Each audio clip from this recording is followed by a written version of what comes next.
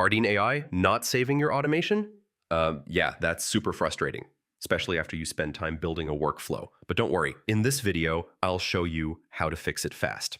All right, first, make sure your internet connection is stable. Bardeen needs a working connection to save your automation properly. Next, refresh the page and try saving again. Yeah, sometimes it's just a temporary glitch.